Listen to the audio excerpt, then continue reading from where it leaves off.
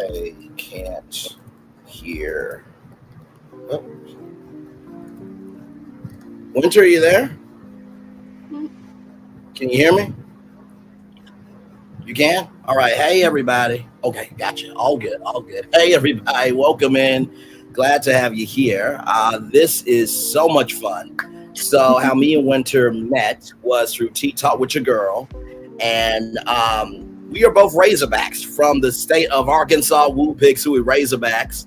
So, I said, hey, listen, if you got some time, come over and hang out today. So, Winter, how are you, my friend? I'm doing good. I'm trying to make sure I'm logged in Okay, on you're my good. side. Understood, beautiful. Well, glad to have you here. So basically, how virtual tour live works is we just go to the destinations and talk about a little bit of everything. And also, too, Winter has some stuff to promote as well. So we're going to weave that in. So with that being said, y'all ready for our first destination? All right, here we go, everybody. Wait, nope. What do you mean? Wait, can you type of one in the chat if y'all can hear us? I know I'm hearing me. Winter's getting the stuff together on her side here. I should be good. Okay. All right, type. So everybody's good. Type one's in the chat here. Okay, awesome. That being said, let's do what we do and go on tour, y'all. First up. Oh Lord, here we go, y'all. So Wendy Williams, from Black Atlanta Star, Kelvin owes his ex-mistress child support. Wendy Williams' ex-husband slammed after claiming talk show host hid $84 million from him during divorce. Fans believe he's struggling for money. Wendy Williams' ex-husband and ex-manager Kelvin Hunter, 57, is not letting up on his ex-wife as she now claims that he was. Wait. No, they did not. Chop. They meant to say he now claimed, but they said she was. I cannot. As he now claims he was defrauded in their final divorce judgment. I'm sorry, y'all. The former radio DJ married Kelvin Hunter on November 30th, 1999, citing irreconcilable differences. She filed for divorce in 2019 and was finalized in 2020. The split came after she discovered Hunter welcomed a child with his mistress, Shanita Hudson. By the way, got a house right down the street from their married residence. The Sun reports that Hunter has filed documents requesting that the court vacate and set aside the settlement agreement with Williams 60. He requested the judgment based on fraud, misrepresentation, and conduct. I can't stand no begging The queen man. of gossip and a longtime producer of herself. No, go ahead, Winter. Go right ahead. Let's talk about it. Go ahead. Now, this bothers me so bad. You came up on her back, made a baby on her, and you want more money? You Correct. have what you have because of me. Let's Yes. be very clear.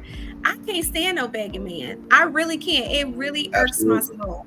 So I honestly believe that I hope they do what's right by her. I'm so sick of him. I'm so sick of him. This is ridiculous. No, absolutely same. And this is my thing, right? I believe that at the beginning, middle, and end of the day, you only get as much out as you put in, right?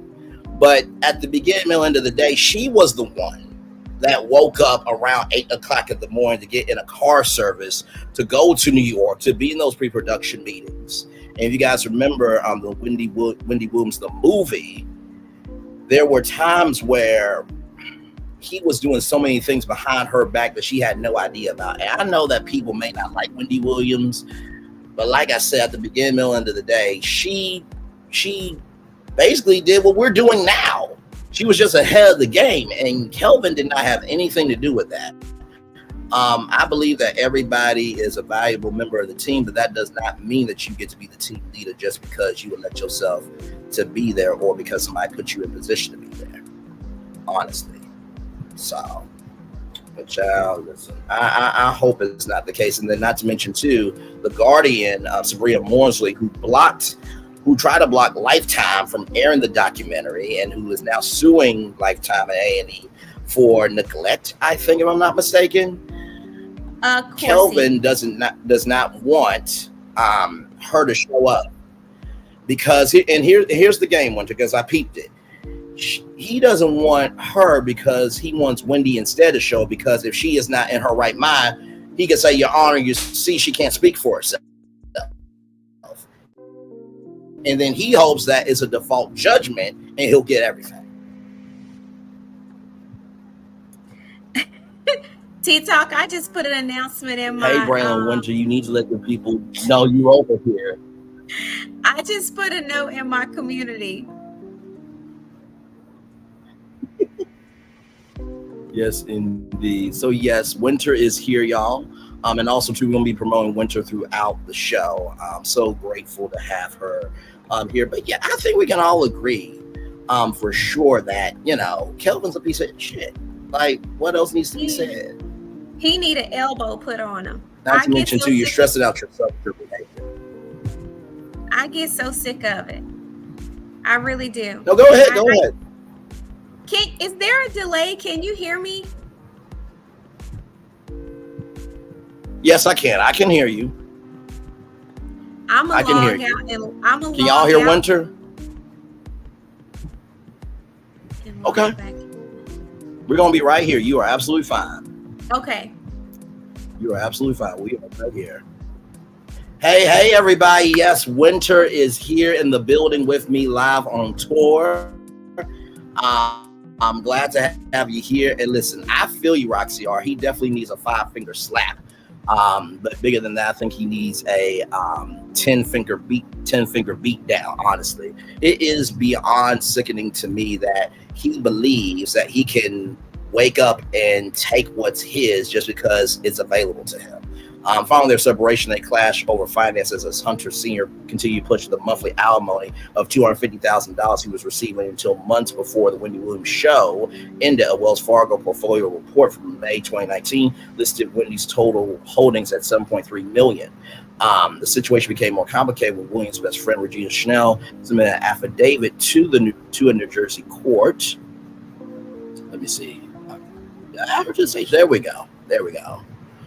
Where am I here? But yeah, Regina Schnell submitted an affidavit to the New Jersey court. Show declared the Radio Hall of Fame had $55 million in her Wells Fargo accounts. As y'all remember, her accounts got frozen because Wells Fargo believed that she was not in her right mind. And Hunter cited Shell's affidavit in his latest court documents alleging that $48 million was fraudulently concealed in her divorce. Well, I mean, if you brought upon a child, right, and you bought a home down the street and a barbershop and a crab shack and everything else in between, you did what you wanted to do. She got the right to do it. Now, I don't believe in cheating at all. I do not. However, I do believe in right is right and wrong is wrong. I do. So as you guys can see here, he has his own book publishing company, started multiple business. He was sued for a $20,000 credit card bill and sold 2 luxury cars to a lending company. There was a case where it was raining supposedly in New York, and he wanted money for that, but turns out it never rained. And plus, not that, he had HOA fees and stuff. But child, y'all see the story. That's pretty much it, child. And I found out the exclusive from Chronicle Speaks, so I'm not going to play her video, but I just want to at least showcase the source. So shout out to Chronicle Speaks, a really, really good content creator there. So while we have a moment, Winter, what do you have going on? I know you told me some things in the DM, so feel free right now before we head over to Tyler Perry, because his mansion is back on the market. Oh, he's selling his house? Yes, he is. He is selling his former mansion. Yes, indeed. Yes. Okay. Well, we had a brief conversation. Well, it wasn't brief, but I went live not too long ago, discussing my thought process on reading the room. And so someone said, Winter, you should make a Yes. t-shirt. So I did. I made a t-shirt called Read the Room. So that t-shirt is now Awesome on sale. sauce. Yes. Wonderful. That t-shirt is now on sale in my store. But also I'm doing an early Black Friday special Okay. for my authorpreneurs. So if you are an aspiring author or you're an aspiring entrepreneur and you need a strategy session, my strategy sessions are now open. You can book that strategy session and work with me directly to get that book written or that business off the ground. A little bit of my expertise. I have written 9 books, almost 10, and I've been in business for over 10 years. So I also have an MBA and I almost have a doctorate in business administration. So I'm qualified to assist. So make sure Go ahead. Yes. Amen. So Buck. Yes, but indeed. definitely go grab your Read the Room t-shirts for those that all requested.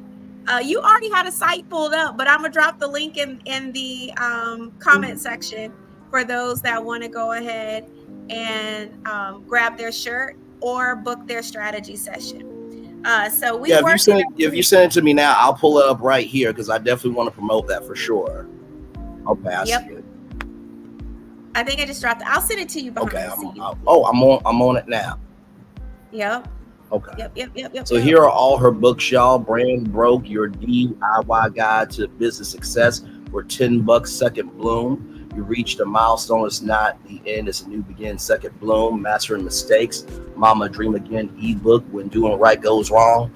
Ooh, child, why does that sound like a Lifetime series to come, child? The Fragrance of Flavor, bold and listen, speaking that to wait, I think one of the lives you said, now quote me if I'm wrong, or tell me if I'm wrong rather.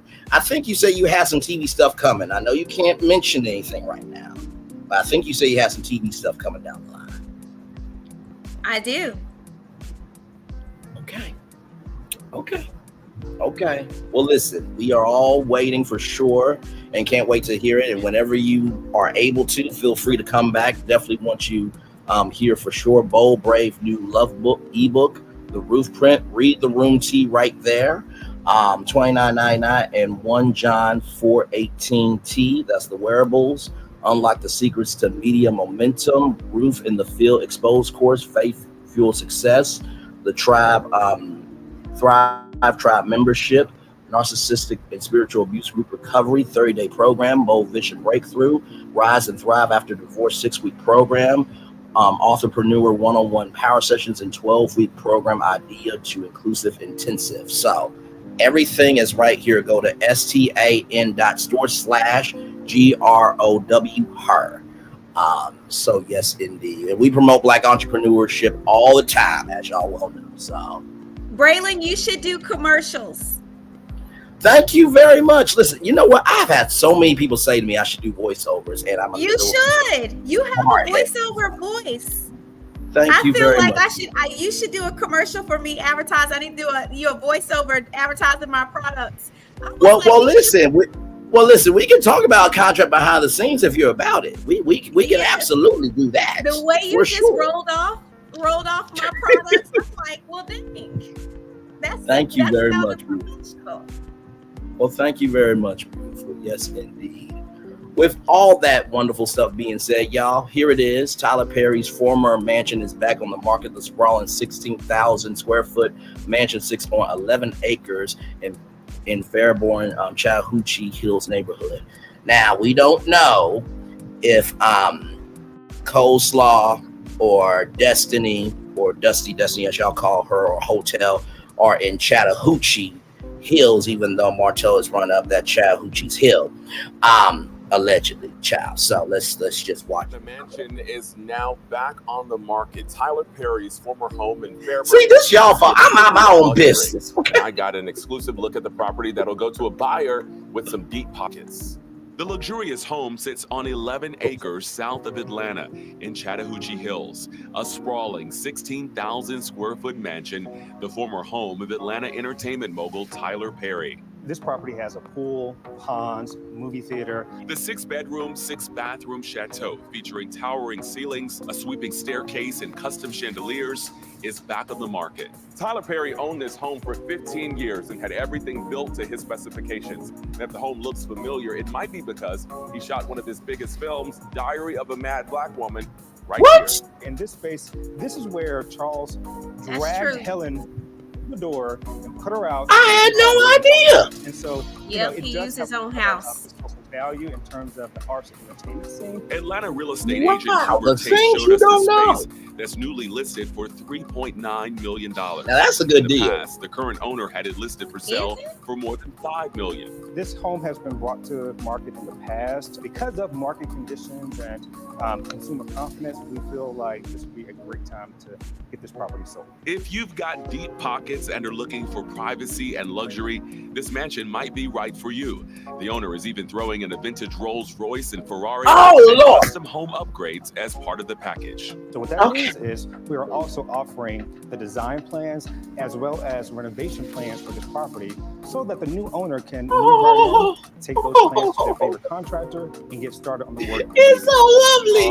Oh, luxury. That is nice. It's incredible. And it's also equipped with separate entrances. So if you are a movie studio or production crew, you'll be able to go in. And so the home for the last couple of years has been used for a lot of, wedding events or photo shoots, but they're trying to get it sold. So you recognize some of the real estate there. Who doesn't know that iconic scene from Charles?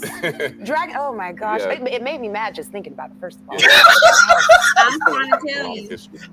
Listen, I love the fact that we have evolved with news anchors that they can show showcase a little personality. Because she was so black in that. She was like, you know what? That scene made me so mad. Now, here's the thing, right? Because she's on live TV, she can't be blackity black like me in winter. She works for NBC as an affiliate anchor, so. Let me tell you, I think the house is ugly, so I'm happy to hear that there's a budget included to renovate it, because there ain't no way they would get my money for as ugly as that house is.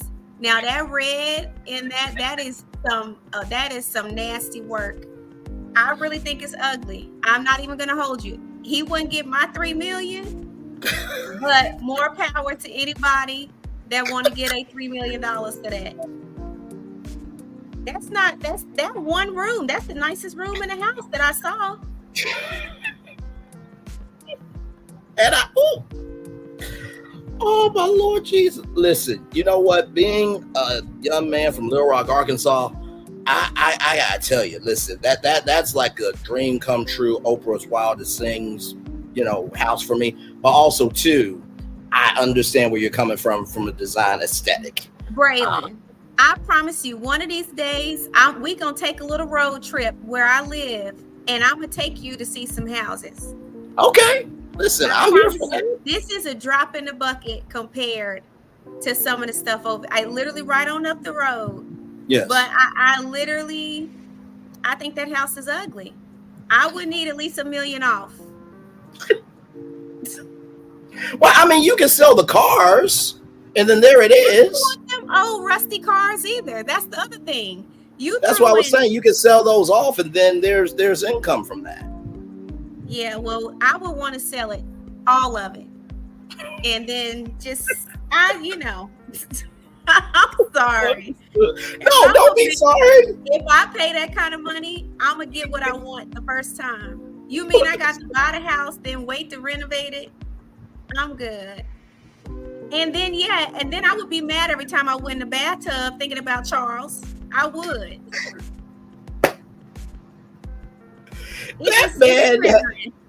That man and the brother from A Diary of a Mad Black Woman has never got any freedom from y'all since those movies. I swear.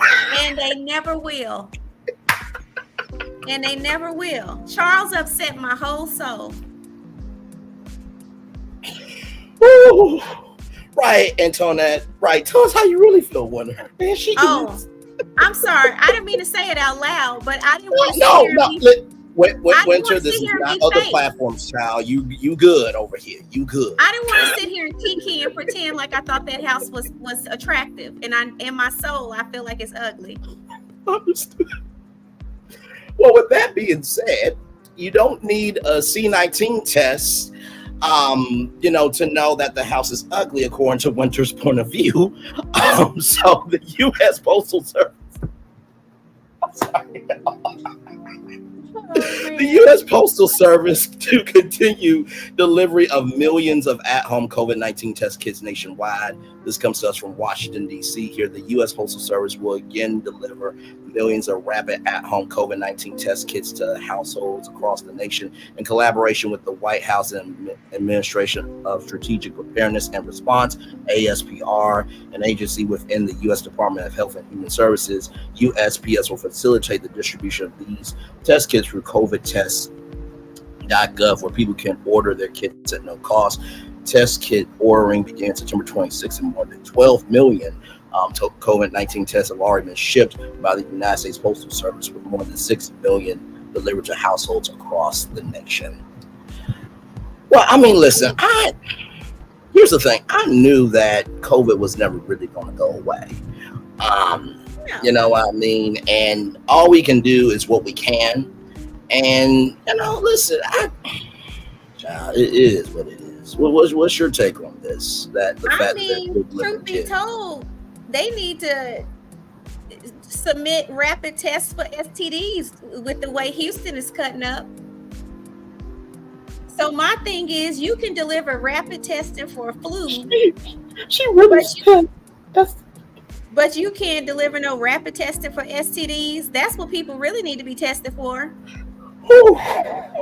Have you seen the stats on Houston? Yes, I have. Yes, I have. And you mean in all this technology with the birth of AI, we can do everything at the click of a button, and you mean to tell me you can't think of no rapid STD testing?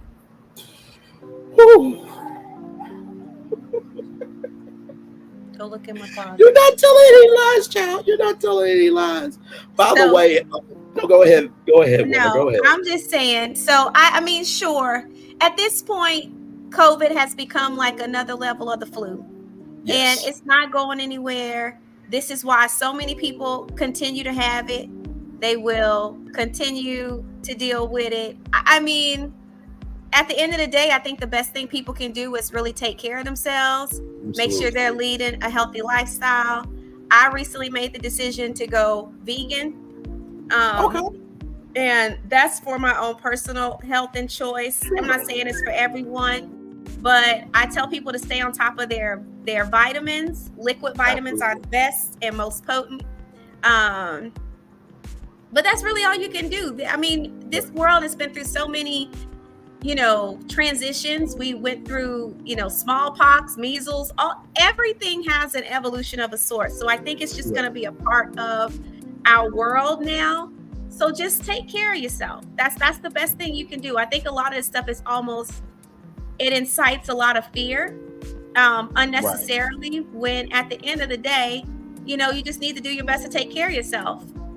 Correct. That's it. That's all. No, very well said. And also too, recognize that it's okay for your mental not to be level sometimes too.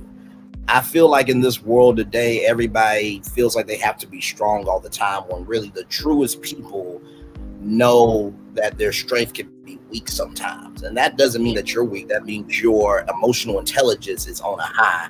I think somebody had a question for you. Okay. What's the question? Let me see here. Valerie says here, Winter, can you answer my question? When do you know if your reality show is canceled, before or after the reunion? Well, what I can tell you is how it typically works. Typically, when we film a season, we go to reunion. We usually learn at reunion if our show is getting picked up for another season. This was our experience season 1. And as you guys know, there was no reunion for season 2. We didn't film a reunion until the end of season 3. All that to say, we were told that we were supposed to find out whether or not there was a renewal at our reunion for season 3. We never heard anything. As it stands, nothing was heard since. That does not mean that it's been canceled. It just means that potentially the network has not made a decision on whether or not to order another season of the show. Whereas first season, we went to reunion. We were told it was getting renewed. 2 months after that, we got a call from network. A month later, we were filming again. These jokers ain't filmed since March of 2023. Okay. So people can say it's canceled, it's canceled, it's canceled. It is my understanding based off of my contacts and what I know, the show is not canceled. It is on pause because they are having to recast so many couples because of those of us that have chosen not to return.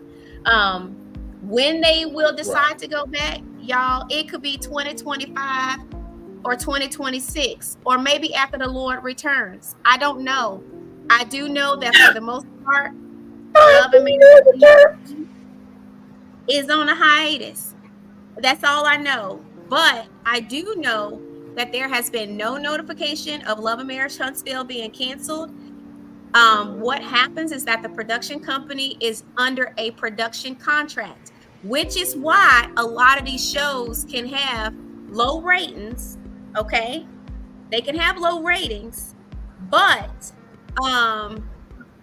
it doesn't matter because they just are contracted to fill the time slot. So let's say the production company is contracted with the network to fill the time slot for 7, 8, and 9. As long as they have something in that slot, the ratings don't matter. It's just until that contract expires, he's just got to fill it. So, you know, I think, I don't know how it got out that it was canceled. There's a lot of contract renegotiations because I done tried to tell y'all that a lot of times the math ain't mathing. Bell Collective was another situation. Love and Marriage Detroit, both of those casts held out for more money before they started filming. So it took a little longer for them to come back because they were trying to get more money. So I think it may be alarming, or maybe people have an idea because a lot of people that watch Love and Marriage Huntsville are probably coming over from Real Housewives and Bravo franchises. It's two totally different franchises and it's two totally different types of money. So whereas Bravo does pay, it takes a while to get to that type of money. And honestly, it still ain't the same because I know what some of my friends make on RHOP. And baby, you couldn't even throw a rock and hit the amount from where we sitting. Like, it's just not gonna happen. So it just takes time. I'm being honest. Yes, I'm literally. Well, you are absolutely. Yeah, I'm telling you the whole truth. So it's not true that they have been canceled. I do think there's a lot of rambling behind the scenes. There may be some people that are unhappy with some things that have transpired because of this, you know, the fallout from this season. Let's be clear. It ain't like they had a strong season. They did not. Their numbers are down. So that means if they're smart, they're going to go back to the drawing board to see what they can do to bring the viewership back up. But as we have stated in times past, and I will continue to say it, when you have insulted your audience and you have lost the trust of your fan base and your audience, I think every last one of these shows are a direct reflection of your audience revolting against anything that you're putting out. And I just think it's going to be difficult for anything to succeed until your audience recognizes that you are hearing what they're saying and you're truly taking their thoughts and their complaints into real consideration. I don't see that happening anytime soon. And I would be shocked if any of this stuff really goes back to its former glory days. No, I'm absolutely with you, because when we were on Tea Talk with Your Girls channel, one of the questions that I asked you was, usually for most reality shows, they will do a pre-production meeting for the season to come. And then they usually, if they are a good reality show, and good is in the eye of the beholder, but follow me here, that they would do weekly check-ins. And you said that was a very good point on Tea Talk with Your Girls channel. You told me. Child, yeah, I think it's a very good point, but I can count on I can't count how many production meetings or pre-production meetings I've been in. I went to none in 3 seasons. So I think it's a great idea, but that does not exist. We have one meeting one with the powers that be before we start filming, and that's it. There ain't no such thing as a weekly check-in. There ain't no such thing as no pre-production meeting. That does not exist. So I do know that Real Housewives, Bravo does it. They do production meetings. And I think it would be amazing if we did that as well, because let me tell you what would happen. It would also eliminate some of this blindsidedness you get from your castmate, because everybody would be on the same page. Everybody would have a direction that the season is particularly going. And these people just go rogue, which is why you get some of the social media stuff to be as bad as it is, because people doing what they want to do and nobody knows. I'm not saying that we got to know every single thing, but dang, at least let us have a general direction so we understand that the show is going, I guess, in the direction or the vision that has been set for each season. But that's just not the case. And people can lie all they want to, but I promise you, I don't have not one email in the last 3 years that told me that a production meeting was happening at this time every Thursday at 10 o'clock in the morning. Never happened. That don't make no damn sense at all. And to be real with y'all, when it comes to television, a lot of times there's always more than meets the eye. So to this question, do the ratings have anything control with what the pay is? The ratings can have an impact, but usually it is based on the social capital of the cast. How much you are known determines how people see you. So when you see, the Housewives at BravoCon, and you see them on Watch What Happens Live and recently Shady, the diversity of how they seem socially can impact them financially. And then, of course, too, you got to think about the time slots.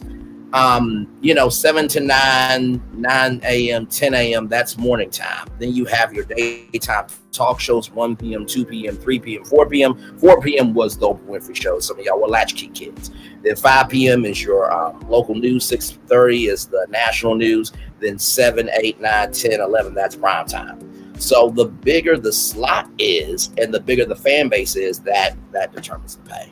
Unless I'm wrong, Winter, you can correct me, because you definitely know more than me. I'm a fan of it, but you're in it. So I honestly would push back on that a little bit, because I feel like as a reality TV star, you determine your own worth and whether or not you're willing to stay and play for the amount they're willing to pay. Because we really saw this with our season 1, which is why we lost 2 main cast members, because they didn't like the pay. It wasn't because our show was a hit show or we didn't have a barometer. It was our first season, but she felt like she was due more money and she was willing not to come back because they wouldn't pay her more money. So I think ratings maybe for Real Housewives that plays a role, but for own type shows, I don't think so. I don't think so at all. I think it really just boils down to what you think you're worth, which is why some of these shows now are starting to hold out. I know for a fact some of these shows, these cast members that y'all love to support and that are main cast members on these shows, y'all got $250 per episode. $250. Ooh. That is not fiction, that is fact. 200. So when you talk about $250, that might be cool for season 1 because you're just trying to get your feet wet, maybe, and you think this is a good opportunity to promote your business. But after one season, I'm not coming back for $250. Right. I'm not. I know for a fact somebody on our cast from this previous season was literally offered $250 and then $500, and they came and asked me my opinion on whether or not they should hold out for more money. And I'm like, honestly, you need to determine how much you think you're worth. Correct. Production contracts really vary. They can be 5 years, they can be 10 years, they can be a year. It really just depends on the company in the relationship. I would say in this case, I would strongly guesstimate there's probably a 10-year contract on the table. I would say anywhere between 7 and 10. That's my guess. I can definitely agree with that for sure, because when it comes to, for example, The Bachelor, right? There is a multi-year contract based on the platform for sure. Yep. Yeah, for sure. But yeah, I can't always say that it's ratings. It really just boils down to how you value yourself. And I'm gonna be honest, you know, for people like me, there's no amount of money that I could have been paid to return. That's just my personal thing. But I do know if I had returned, I wouldn't have came back for less than a certain amount, for sure. Cece, that's a great question. They make a lot of money. They literally make a lot of money. A lot of them make 6 figures, because it's not like they operate on huge teams. They don't have huge teams. A lot of these producers move around. They make a lot of money, and you have to think they work in increments. So they may be stationed at different places for 6 weeks, 8 weeks, 12 weeks, but it might be in 12 weeks you make $100,000. In 12 weeks you make $70,000. So producers actually make a lot of money. Our producers made bank on our show, and I'll be willing to put good money on it. They made way more than we did. No, absolutely. Not to mention too, I think it was Real Housewives Ultimate Girls Trip that I think one of the women got paid like $250,000. So depending on, you know, spinoffs and specials and things of that energy here. Pacino Rules, hey, good to see you. Hopefully all is well. Do you think Sunny made that much? I didn't work with her. I would imagine it just depends on what level of producer that she was. Was she, because they have promotion type statuses too with them being a producer. So I don't know her. I don't know what level she came in at, but I would venture to say she made a decent salary. Even the showrunners, even the not the showrunner, the oh gosh, executive producer. No. I gotta think of the name of it. What was that little baby's position? It's like a production assistant of a sort, like a PA. They don't make a lot, but they make pretty good. I would say they're probably more in between the $30,000 and $50,000 range. But again, this is not for a year. This is for the time that they're filming. So she made decently for the time that she was on there, I'm sure. And depending on, like I said, what level she is, they make good money.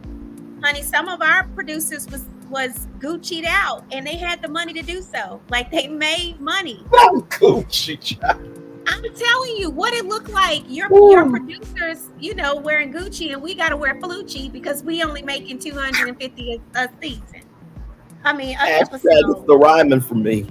Lord Jesus. But no, you're absolutely right. And not to mention too, when it comes to the production crew, and I've been covering this here on Virtual Tour Live, one of the biggest things is when you guys see at the end of credits, depending on if you see the Georgia logo, if you see the Florida logo, those are tax credits that they get from the state to be able to make the production more cheaper than it is.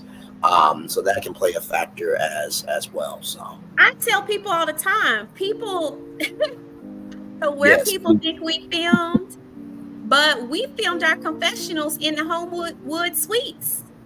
We don't go to no studio. They convert a meeting room at Homewood Suites into a set. And the seasons before, we were in the Marriott meeting room, and they would just, set up their cameras and stuff. And that's where we film. It wasn't like we were going to some production studio to get this done.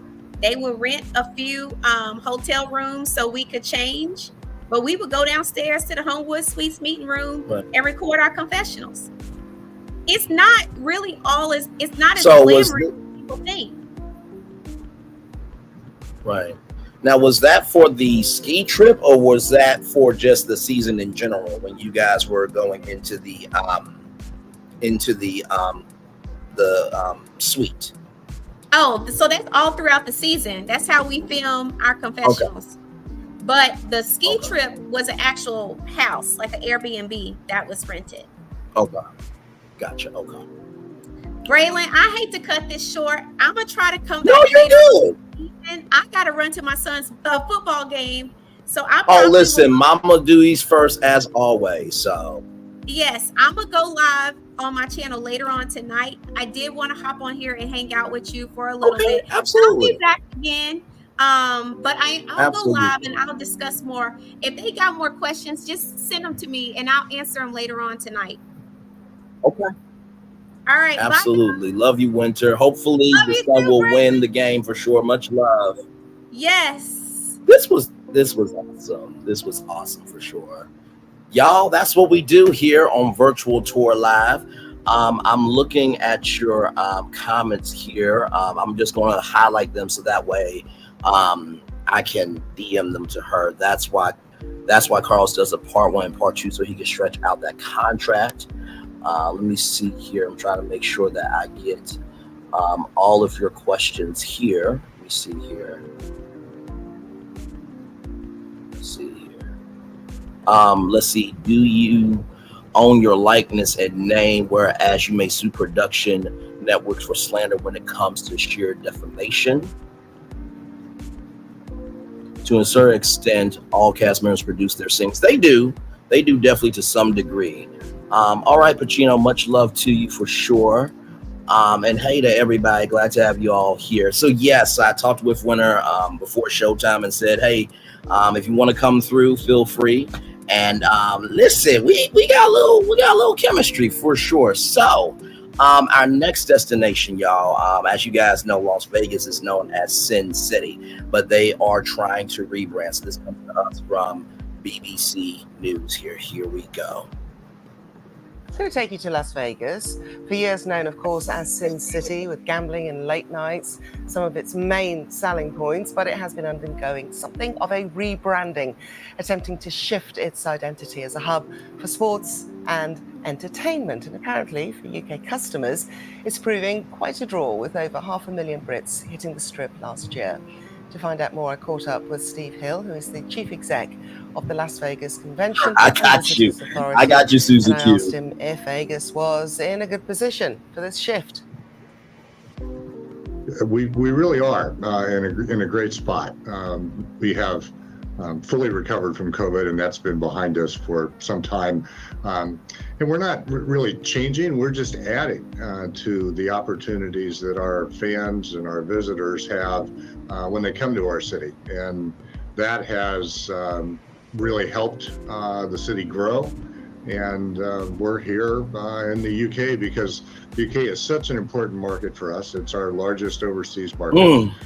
Prior to the pandemic, we had nearly 1 million visitors from the UK. We're back over 500,000 now, but we've recovered all our direct flights. We are adding direct flights and making it easier for people to visit and providing them more when they get there. By the way, y'all comment. Steve, when you look at this and the when move Tay talks into uppity, I see y'all in here. Events, Aries Girl I Podcast. thought immediately of competition from the Middle East. Is that evident? Well, we don't really feel like we're in competition for the Middle East with the Middle East. There are a number of opportunities to host events, and those events need different venues in which to perform. And we have just added ourselves to that stage. Obviously, the Middle East has done a fantastic job of doing that as well. But when you look at football, when you look at Formula One, those are in Vegas in a big way. They're in the Middle East in a big way. I think we both help elevate the sports. Okay, so very quickly, what makes you stand out then? Well, there is no place like Las Vegas. The experience around the event that you can get in Las Vegas, there's so much to do. There are so many residencies. You can see a different A-list headliner every night. You could stay for a month. And that was Steve Hill. Stay with us here on BBC News. It's really extraordinary. And when it comes to Vegas, y'all, so for those of you who don't know Formula One racing, It's like NASCAR, but it's a more specialized type of racing. So what they did was they brought the F1 Formula racing to Vegas, and so they had to uproot some of Caesar's Palace to make it happen. Now, some of the Las Vegas residents, they really didn't like it because it ruined some of the structure of it. But y'all also know that the Super Bowl was out in Vegas, where Usher threw down on the biggest halftime show since Rihanna. Although some people really didn't like Rihanna's performance because she was pregnant, but we didn't know that. But also, too, you have to think about how many hotels are in Vegas, from the Cosmopolitan to the Aria. The Mirage Hotel is no longer going to be around because that got bought for $1 billion, and it's going to be like a guitar-shaped hotel in the middle of Vegas. And with all those hotels, right, for one, you have nothing but rooms. So if there's any conference that needs rooms, you can basically rent out the city. Number two, each hotel also has great dining for sure. There's a video from MGM called Welcome to the Show, and at one of the hotels they have these women in harnesses where they will literally go up and get a bottle of wine and then bring it back down for you. In addition to that, the weather, right? So, you know, if you try to have a conference in Colorado, it's usually gonna be cold, but in Vegas it's nothing but beautiful weather. So I definitely can see Vegas for sure evolving into more of a tourist destination. Of course, you know, it's going to still be Sin City. I don't think that will ever go away, but I do understand the magnitude of trying to get new markets. I didn't know that the UK was their biggest market because everybody goes over to the UK for, you know, fish and chips and the culture and everything in between. Baby, I'll just start. Chef Don, good to see you, brother. I hope all is well with you. Baby, I done started YouTube about 30 times because I thought I was tripping. No, you are not tripping. Winter came on my channel here. I talked with her before the show. We're both from Arkansas. Where is Razy at? Where? I know I had Razy over here somewhere, child. I know. Oh, here it is. So me and Winter are both from the state of Arkansas, Woo Pig Suey Razorbacks. So definitely been wanting to connect with her and thought, hey, you know, if you got some time, come on over. She was here for Wendy Williams. We kicked off the show with that. Then we talked about Tyler Perry. His mansion is available for, I think, what, $3.5 million. Kelvin wants the divorce overturned because apparently Wendy hid $48 million from him allegedly while he had a child on her, bought a whole home down the street, funded multiple businesses for her, and he really wanted alimony. The gag was Wendy Williams and Kelvin had this agreement that if Wendy was not making a certain amount of money, then she did not have to pay alimony to him. Then we talked about UPS still sending off COVID-19 testing kits. So, and we just talked about Las Vegas evolving from Sin City into a new space for tourism. So now we're going to go to our next destination here. Now, this brother right here, his name is Lanny Smoot, and he is a African-American Imagineer. Now, he is very significant because he is the first African-American inventor from Disney to be inducted into the National Inventors Hall of Fame, and he has over 100 patents at the Walt Disney Company, and he's the second Walt Disney Imagineer after Walt Disney posthumously. So this brother is a huge deal.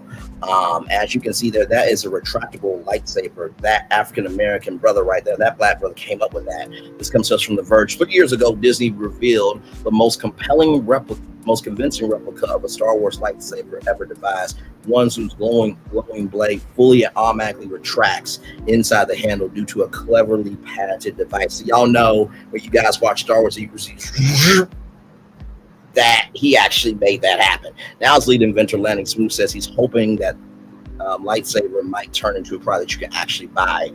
And it sounds like it could already be in motion unless Smoot was misinformed. At the D23 Expo last month, which is like Disney Con, a fan asked that question with a camera rolling, as documented by YouTuber Finding the Force. I like that name. That's really cool. Smoot replied, I think the company would like to do that. And I think Josh Tomorrow, who is in charge of Disney Parks and Experiences, our number 2 guy, our head of Disney Parks, said it at a public, I hope, meeting of toy vendors to say, hey, we like to take what you've learned in terms of making a lightsaber and translate that to something that would be maybe a little bit more accessible to the average person. So yeah, I think it's going to come. I think if a lightsaber comes, it probably will cost what? Maybe $150, maybe $200, because like this is an actual lightsaber. It's possible that Smooth was so yeah, I think it's gonna come. It's possible that Smooth was misinformed though. Today he now tells the Verified Disney spokesperson, I'm not aware of anything in the works, but I hope it comes to fruition in the future. So come on in. Hi, how are you? Hey, Lanny, great to see you. Great to see you. We heard about your upcoming induction into the National Inventors Hall of Fame, and we know you're very busy, but we just had to stop by and say congrats. When I learned about this brother, it was quite moving for me. As a Disney kid, I only saw what I saw. So this is where you quite literally make the in magic. Disney making magic. This is exactly where the ideas are hatched and where we prove them out. So wait, how did you even get started working in research and development? You know, I've had a long career, 20 years with the Bell system, Bell Labs, Bell Communications Research, Telcordia, doing research for the telecommunications network. 25 years ago, I came here to Walt Disney Imagineering, kid R&D, in a candy I've been here store, for all just that time, being an inventor. inventing and having fun. Wow, so you've been here for quite a while, obviously, and yes. So what does being an Imagineer mean to you? You know, being an Imagineer is using technology in service of making people happy. Come on, that's the world's greatest job.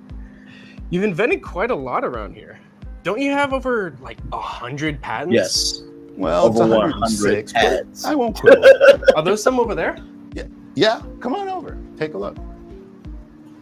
So I've invented electromagnetic eyes for our animatronics to make the eye movement Like for It's a compact. Small World and The other eye itself attractions, is doing Pirates all of of the the work. Caribbean. This goes a few years back, interactive zoetrope. We brought it up to date, making it so that Tiki talking Tiki into a Room. microphone brings the characters on the zoetrope to life. This one's been well documented. You can see it on the internet as the interactive zoetrope.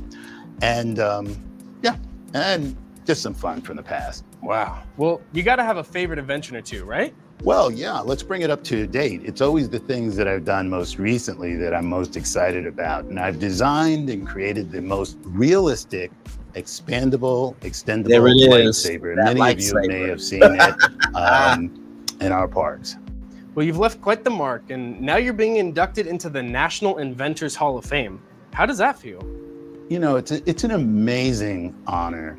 And for an inventor, it's incredible, and I'm humbled and excited. Well, Walt is the only Correct. other Disney employee to receive this honor, and you're now the second. That has to be pretty special, huh? You know, when I realized that Walt Disney himself was the only other person at our company that's received this honor, it caused really a lump in my throat. It's amazing. Walt and his accomplishments are incredible, and to follow even slightly in his footsteps, it's a wonderful honor. Yeah. Hey, we heard there was something about a floor tile or something. What's that all about? We call it the holotile Now, y'all, floor, this and next it's a thing that very y'all about to special see- piece of technology. And Listen, you know I just what? know I'd like this to from show my it. house when I Let's get take my a own walk house. over, and we'll see the holotile floor. Let's do it. Yeah, let's go. Come on. So this is the holotile. It is. And as a matter of fact, I'm going to do a little demonstration of it. So I can walk on this omnidirectional floor in any direction I want.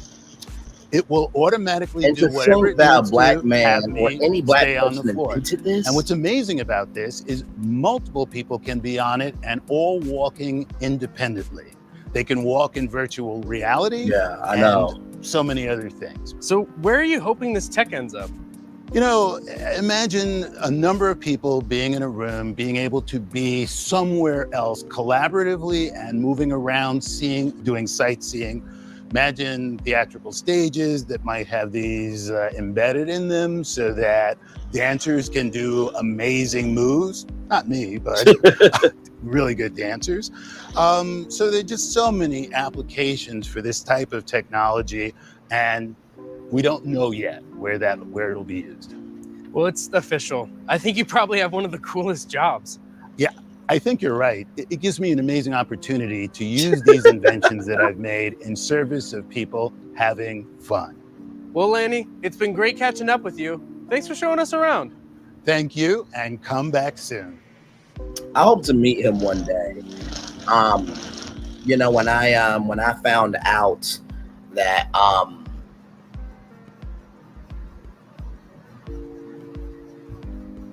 when I found out about this brother, it really moved me to no end, because, you know, growing up, I really never fit into anybody's space, community, this, that, and the third. And so, you know, watching Disney movies from The Lion King and Aladdin and A Bug's Life, to see 3D animation, hand-drawn animation. I think we all remember The Princess and the Frog. And to have a whole Black man be a part of Imagineering, to be a part of my childhood and other Black kids and my minority, indigenous people, colored childhoods, it was quite moving for sure. So yes, indeed. So Smoot, a celebrated Disney Imagineer who was inducted into the National Inventors Hall of Fame, the first Disney inventor after Walt Disney himself with that distinction, helped create fiber optic and video conferencing technologies for Bell Labs before his video career. So Zoom, Skype, and everything in between. Since then, he has created or co-created all sorts of technological wonders, including the ball-shaped magnetic drive system that the Star Wars The Force Awakens BB-8 was based on. So that little ball with the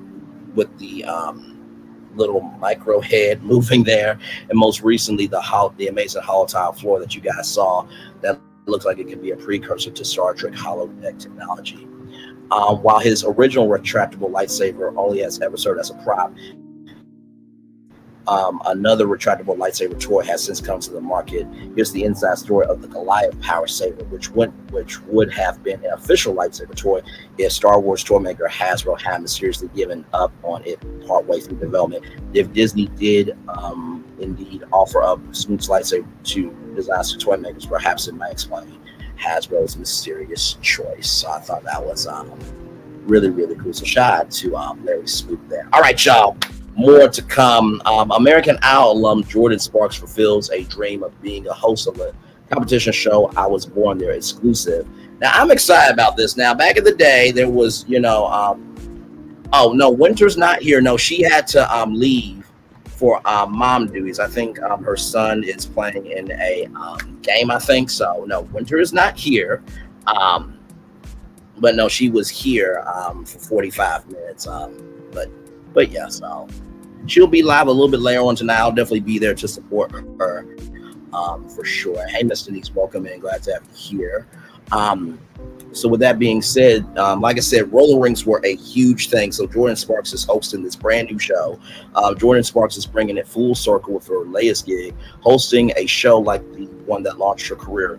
The singer, who won season 6 of American Idol 2007, was the youngest winner in American Idol history, is the host of the first of its kind roller skating competition called show Roller Jam, premiering on October 10th on HBO Max. The 6-episode series produced by Chip and Joanna Gaines, you know them from Fixer Upper on HGTV, also owned by Warner Bros. Discovery, will see some of the best skate crews from around the country throw down for a chance to take home a $150,000 prize, as well as a $10,000 donation to their local ring. I wanted to be a part of this series because I've always wanted to host a show, and I love competition shows. Sparks told people during a visit to Roller Jams New Orleans set, I was born there, I guess.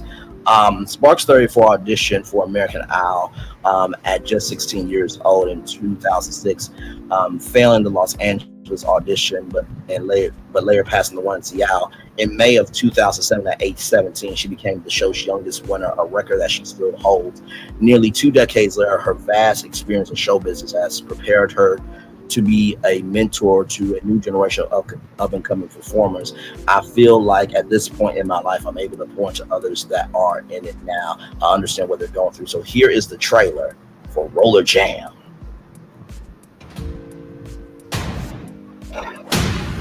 This is the biggest thing in roller skate history. This wow. is Roller Jam. Oh my God. We've got the 10 best teams. Dude, this is fire. With 150 grand on the line. We have prepared our entire lives for this one moment. This show is the first time ever that roller skating is being appreciated. Oh my God. The passion, the artistry, the love, the connection. With somebody who loves me. That's what I'm talking about.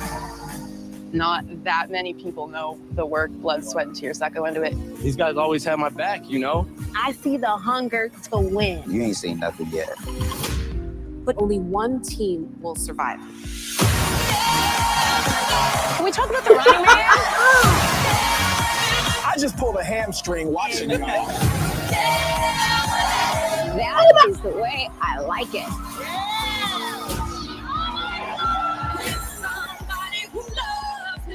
That was Dancing with the Stars times 10. I love it. Y'all, listen, I'm so bad at roller skating. I hold on to the wall. Do you hear me? So if we ever go roller skating, just know I'm holding on to the wall. Like, you know, I will fall and bust my behind, okay? That was absolutely amazing. I wish that was live. You know what I mean? Like, that could be, that could, I'm not going to say it's going to overtake Dancing with the Stars, but it could give it a run for its money for sure. While Sparks admit that she doesn't have a hidden talent for roller skating, she hasn't laced up since she was a little girl. She enjoyed getting immersed in the spirit of competition. I love the pressure. I appreciate it. Pressure has made me who I am, she says. When you come to the filming location, you're not where you're from. You don't really have your family with you. You have to practice every single day, and it could be against other people and be judged, and you're so tired and there's so many things. Jordan, I see you with that go-go outfit. I ain't mad at it. Now listen, if you had a blonde afro, you would have been Foxley Cleopatra's sister, though. Oh my Lord Jesus. But she's not exactly nostalgic for the anxiety that can bring about. It triggers a little something. She says, "I'm standing right there with them. I'm trying to absorb a lot of the tension so that they can not only look back on this as something that challenged them, but something that was also a great experience." Sparks will be joined by two judges, Olympic figure skater Johnny Weir and roller skating legend Terrell Ferguson, as well as a new guest judge for each one of the decade theme weeks, including Michelle Williams, singer Michelle Williams, Brady Brunch alum Maureen Cormick, Pepper from Salt and Pepper will be a part of this, Hairspray star Marissa Jarnett Wicker, Debbie Gibson, and of course Joanna Gaines. Weir and Ferguson also lend their expertise as judges each weekend. They'll have some tough love, according to Sparks, who says, "I appreciate that because I remember when Simon would talk to me, he would give me something to work on." And can we give it up for the desk, though? Can I just have the desk for me? Like, seriously, I'm so excited for the show. We're a two-time Olympian and national figure skating champion, revealed to people that he skated on wheels before he ever did in blades. "I saw figure skating at the Olympics on television, and I was like, Mom, I want to try that," he says. "The closest rink was 2 hours away, but we had roller skates, so I went down to the basement and started to teach myself what I saw on television. And that passion hasn't left him. I'm a firm believer that artistic roller skating should be in the Olympic Games." Absolutely, I fully agree. Whereas I think that the artistic roller skaters do some of the same elements that ice figure skaters do. Ferguson, a lifetime roller skater and a legend of the sport, is grateful to have his passion get its due.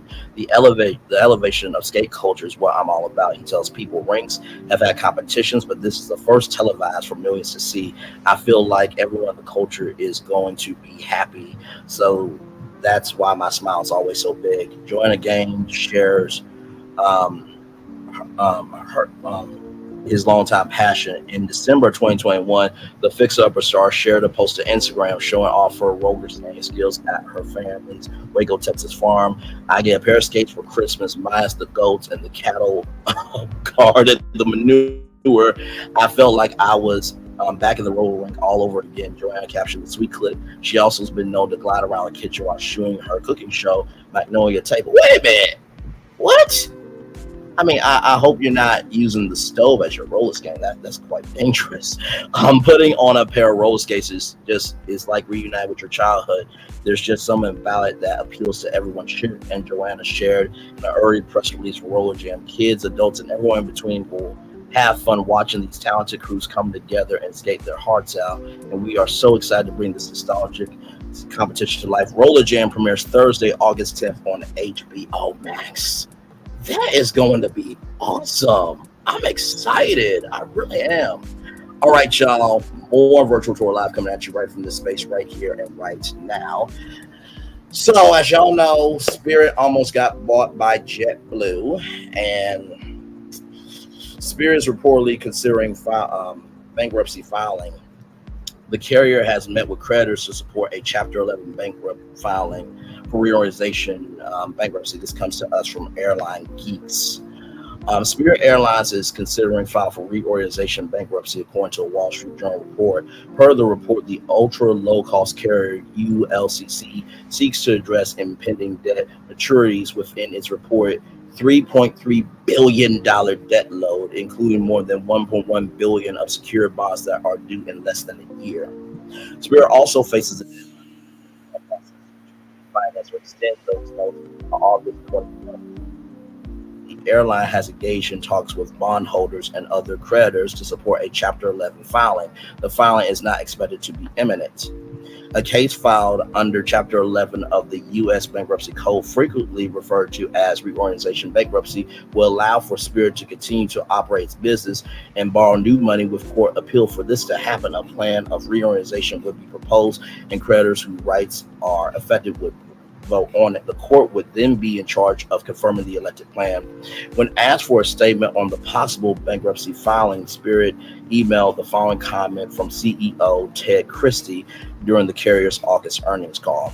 Before we get into the results, I want to note that we are engaged in productive conversations with the advisors of our bondholders to address the upcoming debt maturities. Because those conversations are ongoing, we're not going to go into detail or take any questions on this topic or speculate potential outcomes. Needless to say, it is a priority, and we are focused on securing the best outcome for the business as quickly as possible, while staying focused on driving performance and implementing our new travel options and elevate guest experience. Spirit has faced a number of challenges over the last several years. The carrier has removed up to 35 routes after reporting a net loss of nearly $200 million in the second quarter of 2024. In an attempt to stop the financial bleeding, Spirit trimmed its workforce with approximately 260 pilot furloughs on September 1st. Ongoing Pratt and Whitney GTF engines haven't helped the situation. So yeah, one of their engines blew up. I'm not joking with y'all. One of the engines blew up. In addition to that, if you guys haven't been seeing the Boeing stories, there was a whole wheel that fell off of a Boeing airplane, and then there was a broken door. So the airplane industry, the aeronautics industry, has been going through a lot this year alone, and the airline expects the year to end with 20% of its entire fleet grounded. Basically, grounded means that the planes won't be in operation. In simple terms, to add to the carrier's misfortune, a federal judge struck down a proposed $3.8 billion merger between JetBlue and Spirit earlier this year. The two terminated their merger agreement in early March. So there was a war between Frontier Airlines, which is another low-cost carrier, and JetBlue. And so the CEO of Spirit said, "We will never work with JetBlue," and drag JetBlue to heaven and then drag them down to hell. And then later on, they talked to JetBlue and a merger was supposed to happen. But the government did not want a monopoly. They wanted diversification. But Spirit might be ending. Now, of course, as you know, for Spirit, you got to pay for your pass. You got to pay for your bags. You got to pay for Wi-Fi. But now they're trying to do free drinks.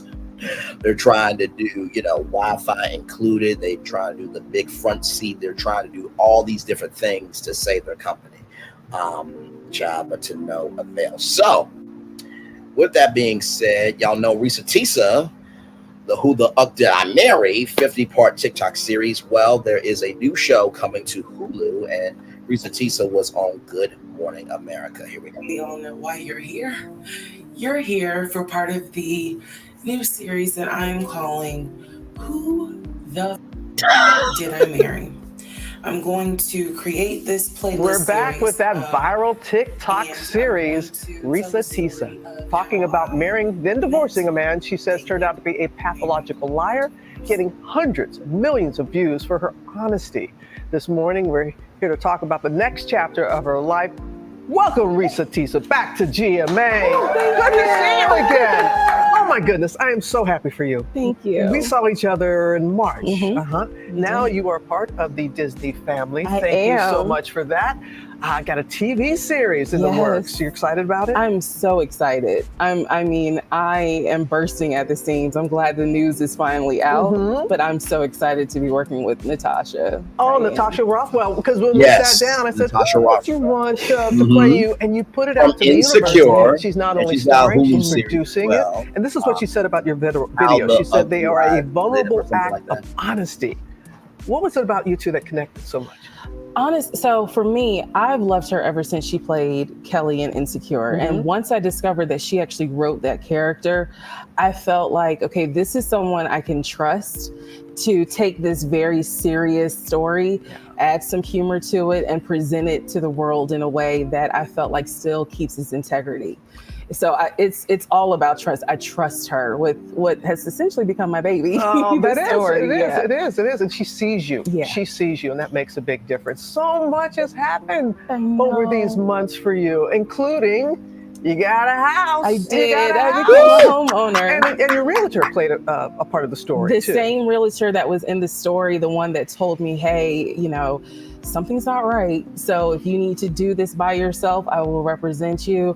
Amber, her name is Amber Steele. She was my realtor. She kept her word. That's awesome. And I told her, I said, when I'm ready, you're going to be the first person I call. And she was. Because when you got married, that was one of the things that you wanted, and you got it for yourself. I got it for myself. And I was my own proof of funds. Yeah, exactly. And you know what? I love seeing that. Just even the smallest things when it comes to the house brings you joy. Yeah. I want people to see this.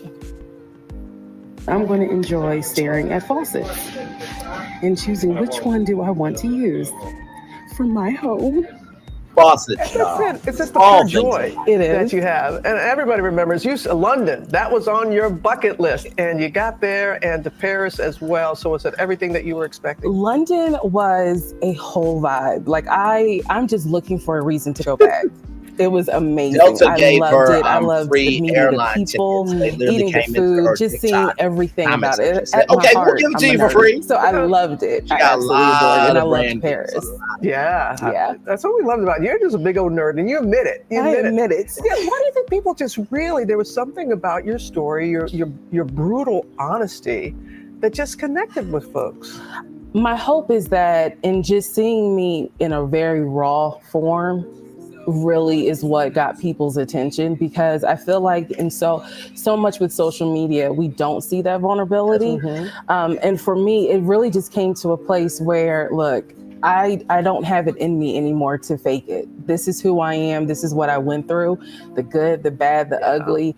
But you know what? I'm still here, and I survived it. And that's your message for folks, for them to know that as well. And all the things that have happened to you, you've still stayed yourself. Yeah. How have you been able to do that? Because a lot has come at you. At the end of the day, I'm so grateful that I have a group of people around me, my mom, my family, my aunt, my grandfather, my cousin, who I'm sure is watching this, but I have a group of people who keep me grounded. I still go to work every day. So I still have the coworkers who were like, look, you're still just Teresa to us. And I love that because it keeps things in perspective. Yeah. So I love it. I can see it. I can see it. Just like I sit down with you in March, the same that you have always been. All the best to you. Thank you. Okay, we're going to keep in touch, right? Absolutely. Can't wait to see it on screen.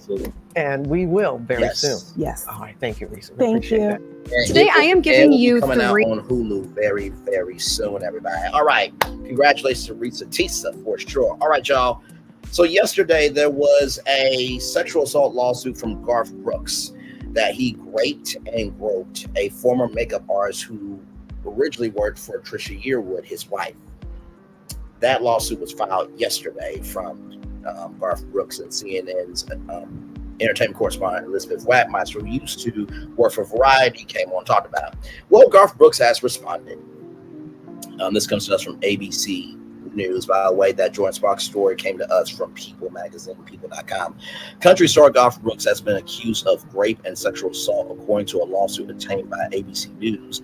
The plaintiff, referred to throughout the court documents as Jane Roe, filed a lawsuit at the California Supreme Court in Los Angeles County on Thursday. Jane Roe is identified in the lawsuit as a professional makeup artist and hairstylist for more than 30 years in the music industry, who was first hired to do makeup and hair for Brooks' wife, Trisha Yearwood, in 1999. Brooks responded to the allegations in a statement to ABC News on Thursday night. For the last 2 months, I have been hassled to no end with threats, lies, and tragic tales of what my future would be if I did not write a check for many millions of dollars. It has been like having a loaded pile waved in my face. The statement read, "Hush money, no matter how much or how little, is still hush money in my mind. That means I'm admitting to behavior I am capable of. No ugly acts no human should ever do to another." The same continued, "We filed suit against this person nearly a month ago to speak out against extortion and defamation of character. We filed it anonymously for the sake of families on both sides. I want to play music tonight. I want to continue our good deeds going forward." The statement concluded, "It breaks my heart that these wonderful things are in question now. I trust the system. I do not fear truth, and I am not the man they have painted me out to be." Roe's attorney, Douglas H. Wigdor, issued a response to Brooks' statement on Friday, saying the country singer's claims he was unwilling to pay millions to settle the suit is simply not true. We are confident in our case, and over time the public will see his true character rather than this highly curated persona, Wigdor's statement reads. According to the lawsuit, Roe began her working relationship with Brooks, now 62, in 2017. Roe says in the complaint she was hired by Brooks more often beginning in 2019 after he learned that she was experiencing financial difficulties. The plaintiff claims her working relationship with Brooks took a turn in May of 2019 when she claims the Grammy-winning singer raped her on a professional trip to Los Angeles. According to the lawsuit, Roe alleges she traveled to Los Angeles with Brooks, and they were the only two passengers on his private jet. For context, they were going to LA for Garth Brooks to tape a Grammy tribute. Once at their hotel, Roe says she learned that Brooks had booked a hotel suite with one bedroom and she did not have a separate room, the lawsuit alleges. Roe claims that she felt trapped in the hotel room where Brooks allegedly exposed himself and raped her. Brooks' rape of Miss Roe was painful and traumatic, the court document reads. With cold disregard for Miss Roe, when Brooks finished, it was business as usual. Miss Roe worked quickly to style his hair and do his makeup for the event, so he was on time. Rose also accusing Brooks in the lawsuit of making multiple explicit remarks and advances she said were unwelcome, sexual assault, in additional instances, and sexual abuse. Eventually, Miss Roe was unable to continue working for Brooks, and she sought legal counsel about what had happened, the document states. In addition, in or about May 2021, Miss Roe moved to Mississippi. In the lawsuit, lawyers for Roe pointed out that Brooks filed an anonymous lawsuit on September 13, 2024, under the pseudonym John Doe. According to the lawsuit obtained by ABC News, Brooks filed it to obtain relief from defendants' ongoing attempted extortion, defamation, and false allegations of sexual misconduct that would irreparably harm his reputation, family, career, livelihood, and also too socially in country music. The plaintiff is demanding a trial by jury on all tribal issues and seeking compensatory and punitive damages, attorney fees, and further relief as the court may deem proper. In his lawsuit, Brooks is also demanding a trial by jury and compensatory and punitive damages. We applaud our client's courage in moving forward with her complaint Golf Brooks, Rose attorneys Wigdor and Haley Baker said in a statement Thursday. The complaint filed today demonstrates that sexual predators exist not only in corporate America, Hollywood, and the rap and rock and roll industries, but also in the world of country music. We are confident that Brooks will be held accountable for his actions and his efforts to silence our client through the filing of a preemptive complaint in Mississippi was none other than an act of desperation and attempted intimidation. Wigdor and Baker's statement continued. We encourage others who have been victimized to contact us, as no survivor should suffer in silence. Now, when you'll be watching the Skang Show too, Awesome Sauce. Hey, Terra Baby for life. And I in the right chat. Is Winter home? Hey, Captain Venus. No, Winter is not here. She was here at the top of the show. She was here for 45 minutes, and then she had mom duties with her son. She took her son to a game, so Winter just left her graciously left her live up. So what you doing on Winter's chat? Well, I talked to Winter before the show and asked her if she wanted to come over for a little bit to be on tour with me, and that's how this came to be. So when it comes to Garth Brooks, I do believe that right is right and wrong is wrong. I don't believe that any woman, nor man, nor child should ever suffer in silence.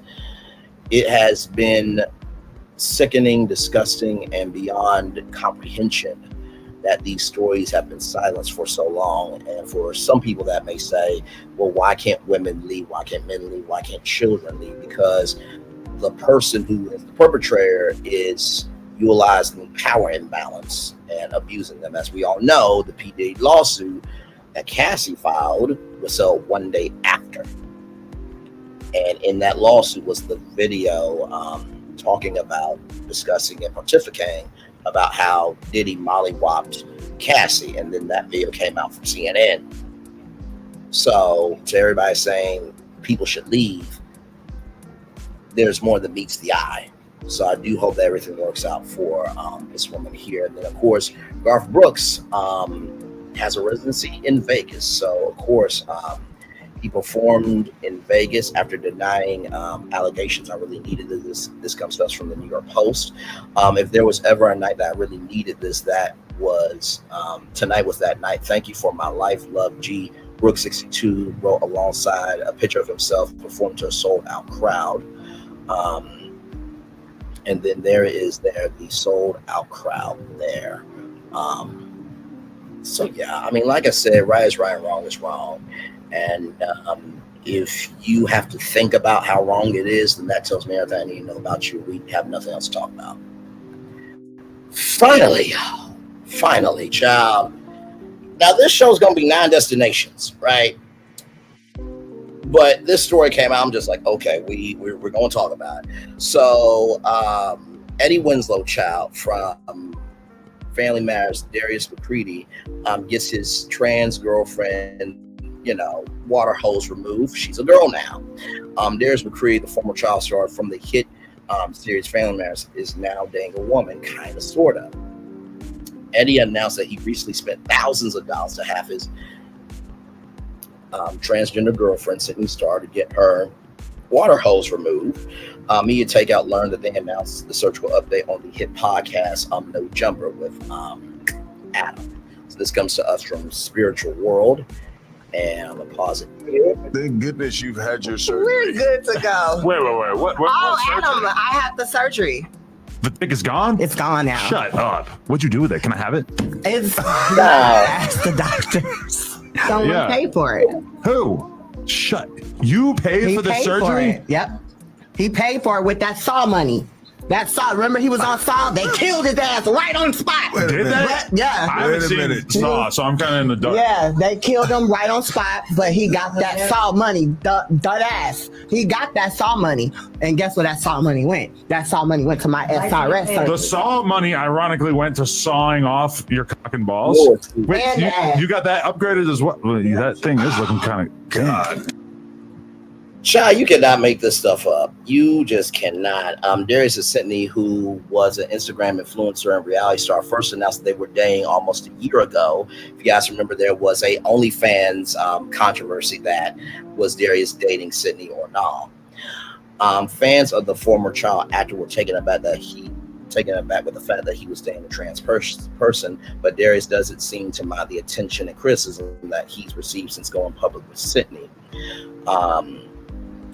Child, listen, Darius, if you like it, I love it, bro. I can't, like, just because, see, what this is doing to me is that, you know, for those of you who don't know about Stonewall Inn in New York City,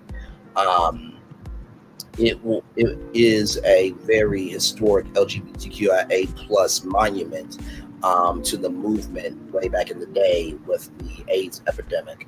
And there was only one entrance and one exit. And back then, police did what they did just for them existing. So to me, for Sydney Starr to say that, you know, out loud that he utilized his Saw money, which is royalties from Saw the movie, for your surgery, that is disrespecting many people that honestly they don't have it like Sydney. And they're afraid to just walk outside and exist. Do what you want, Darius, but brother, I'm telling you, she's utilizing you. Whew, child. Y'all, that we got through all 10 topics. That was 10 destinations live in 1 hour, 32 minutes, and 44 seconds. I'm gonna turn on my camera now because we done the whole show for over an hour. Woo! I'm gonna drop the link if you guys wanted to come on up. Child, I did not know if I was going to get through all those topics. I really did. Because it's been a long time since Winter's back up. Hey, Winter.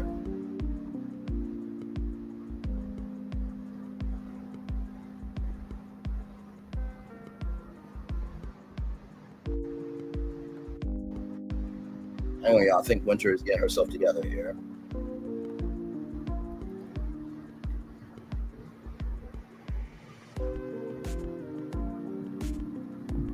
While Winter is getting herself together, y'all, I gotta tell y'all, I think the story that just really grinded my gears, I think the most, honestly,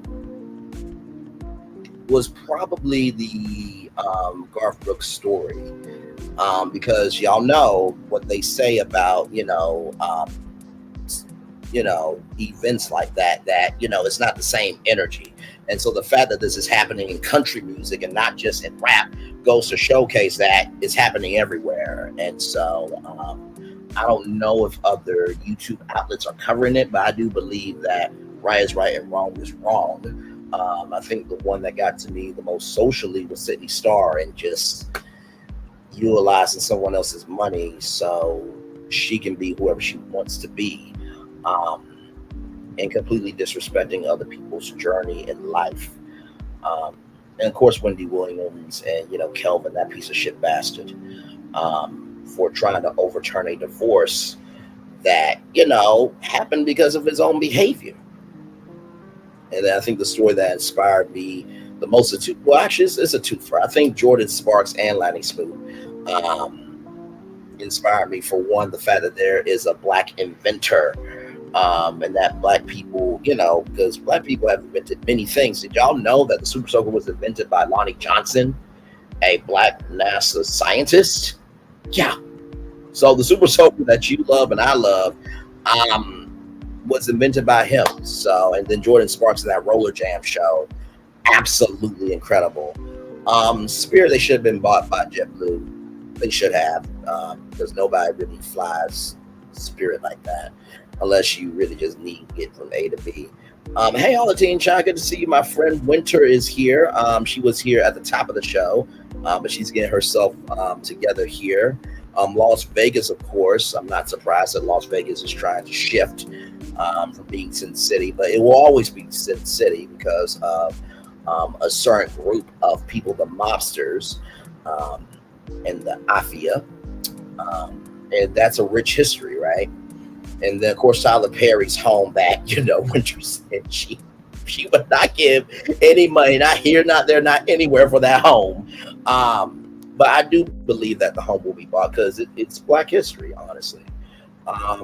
And then Risa Tisa, of course, that 50-part series and her utilizing social media and being able to gain her independence. You know what I mean? And fame is a hell of a drug when you get into that type of space. I was trying to log on, disconnect my channel because everyone's confused. No, all good, beautiful. All good. All good. It is all good, beautiful. Yeah, I think those were all the stories, I think. So, no, you're good. You're absolutely fine. You're absolutely fine. But yes, indeed, child. Whew. Child, that was quite a show, child. But yes, indeed, y'all. So Winter is disconnecting her channel. They'll just be me and the people here. But this was a good Friday show. I did. Ooh, how many topics did I do this morning? I think I did 7 topics this morning. And then we just went to 10 different destinations live. And y'all, there was no commercial break. I was going to try to do 5 destinations, then a commercial break. But then I'm just like, you know what? I'm on this wave. Why not? So, but yes, indeed. By the way, shout out to Captain Venus, all the team, and shout out to all the content creators that were in the chat. Uppity, I think I saw her here. When Tay Talks, I saw her here. Miss Denise as well. Let's see. By the way, shout out to DeSilva Silva. Love you as always. Beautiful also too. How I see TV. Trying to get all the content creators on the bill. Oh, there we go. There we go. Yes, Winter Wonderland. I don't think I'm able to disconnect from my phone. Sorry, y'all. Do you want me to disconnect it for you? It looks like I just clicked this to disconnect it. Let me know if you want me to. I will gladly do it because I've never disconnected the channel before from a live, so I don't know how that works.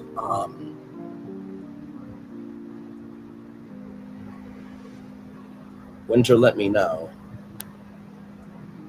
Okay, so I see here, I just clicked remove. So I will do that real quick. Hang on. I'm going to remove it from YouTube and Facebook. Winter, love you, value, appreciate you, and all of Winter's people that came through. Thank you all so much. I hope you guys enjoyed the show. I hope you guys saw something that inspired you, that pushed you, that elevated you. And most of all, I hope that you walked away seeing that, maybe the world isn't as bad as we think. There's a little bit of everything going on. So I will disconnect. One love, much love, all love to Winter's Facebook and YouTube. Bye, everybody. So, okay, I will.